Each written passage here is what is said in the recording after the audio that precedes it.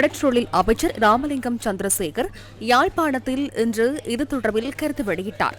சஜித் அணி நேற்று இடம்பெற்ற மேதின ஊர்வலத்துக்கு அவர்களுடைய கூட்டத்திற்கு அங்கு இருக்கின்ற ஊடகங்கள் செல்வதற்கு தடை விதிக்கப்பட்டிருக்கும். அப்ப இதிலிருந்து ஒரு விடயம் தெரிகின்றது என்னவென்றால், நாட்டினுடைய ஊடக சுதந்திரத்தை பற்றி பேசுகின்ற, ஜனநாயகத்தை பற்றி பேசுகின்ற எதிர்கட்சியினர், அதாவது இது நாள் வரைக்கும் எங்களுக்கு எல்லோருக்குமே தெரியும், ஆளும் கட்சிகள் தான் இந்த ஊடக சுதந்திரத்தை மறுதளிக்கின்ற நபர்களாக இருந்தார்.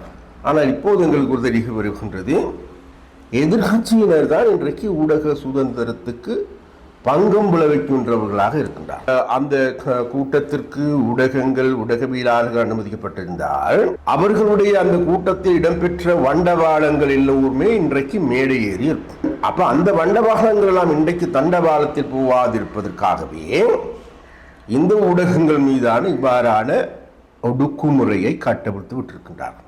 இன்றைக்கு ஊடகங்களை ஒடுக்குவது வேறு யாரும் அரசாங்கம் அல்ல, எதிர்கட்சியினர் ஆகும்.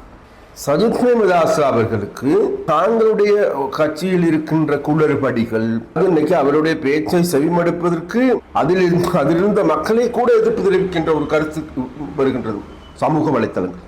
அப்ப இவைகள் எல்லாமே வெளியே வந்திருந்தால் நிச்சயமாக அவர்களுடைய இருப்பு கேள்விக்குறியாகும். அந்த இருப்பு கேள்விக்குறியாகுவதை காரணமாக கொண்டே இன்றைக்கு அந்த ஊடகங்கள் மீதான தடை விதிக்கப்பட்டிருக்கின்றது என்பதுதான் நாங்கள் நினைக்கின்றோம். இந்த எதிர்மணியரை எதை எவ்வாறு கூச்சலிட்டாலும் கூட நிச்சயமாக நாங்கள் ஒரு விடயத்தை மாற்றம் சொல்கின்றோம், அவர்களால் ஒன்றுமே சாதிக்க முடியாது என்பதுதான் உண்மையான நிதர்சனம்.